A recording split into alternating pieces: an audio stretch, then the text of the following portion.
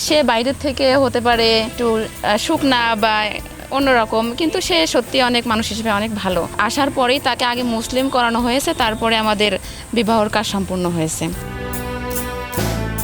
হাজারো কিলোমিটারের দূরত্ব, দুই দেশের ভিন্ন সংস্কৃতি আর ভাষার ব্যবধান কোনো কিছুই থামাতে পারেনি তাদের ভালোবাসাকে। প্রেমের টানে সুদূর চীন থেকে বাংলাদেশে ছুটে এসেছেন চীনা যুবক লি বিং।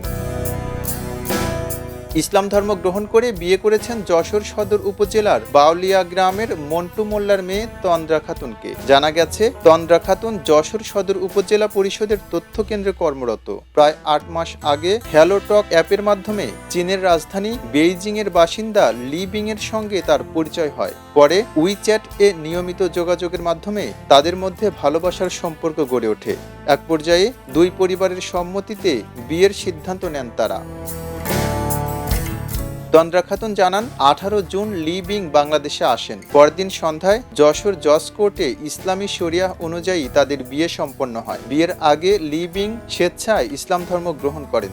আমাদের ভিতরে প্রেমের অফারটা সেই আমাকে আগে দিয়েছিল। তার সাথে আমার পরিচয় হচ্ছে হ্যালো টক অ্যাপসের মাধ্যমে। আমাদের পরিচয় দীর্ঘ 8 মাসের। আর সেখানে সে তার ভাষাতেই কথা বলতো। সে আমাকে পেয়েও যথেষ্ট খুশি, আমিও খুশি। আর সে আগে কোনো ধর্মের ছিল না।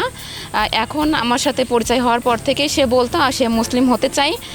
আর আসার পরেই তাকে আগে মুসলিম করানো হয়েছে, তারপরে আমাদের বিবাহর কাজ সম্পূর্ণ হয়েছে। তাকে দেখে আমার পছন্দ হয়েছে, ভালো লেগেছে। সেও যথেষ্ট ভালো, সে ভালো মনের মানুষ। সে আমাকে সব কিছুতে এখন সাপোর্ট করতেছে। ছোটোখাটো কাজেও সে আমাকে হেল্প করতেছে। তার মানসিকতা যথেষ্ট ভালো এবং উন্নত। সে বাইরের থেকে হতে পারে একটু শুকনা বা অন্যরকম, কিন্তু সে সত্যি অনেক মানুষ হিসেবে অনেক ভালো। ভিসার আনুষ্ঠানিকতা শেষ হলে তন্দ্রা তার স্বামীর সঙ্গে চীনে যাওয়ার পরিকল্পনা করেছেন। লি বিং জানান, তিনি চীনের একটি স্মার্ট লক উৎপাদনকারী প্রতিষ্ঠানে কর্মরত। 2 ভাই ও 1 বোনের মধ্যে তিনি দ্বিতীয়। ইনি আমার দুলাভাই হিসেবে অনেক ভালো লাগছে। তিনি মানসিক স্বাস্থ্য অনেক ভালো এবং তিনি আমাদের সবসময় ভালো রাখেন। স্থানীয়দের ভাষ্য, সামাজিক যোগাযোগ মাধ্যমে শুরু হওয়া পরিচয় থেকে দুই দেশের 2 তরুণ তরুণীর এই বিয়ে এখন যশোরে আলোচনার কেন্দ্রবিন্দুতে পরিণত হয়েছে। খুবই ভালো লাগছে এবং আমরা সামাজিকভাবে চাই যে সে এই সংসার জীবনে, দাম্পত্য জীবনে সে সুখী হোক এবং মিলেমিশে থাকুক। ভাষা, সংস্কৃতি ও ভৌগোলিক দূরত্বের সীমারেখা পেরিয়ে গড়ে ওঠা এই সম্পর্ক ভালোবাসার এক ব্যতিক্রমী উদাহরণ হয়ে উঠেছে।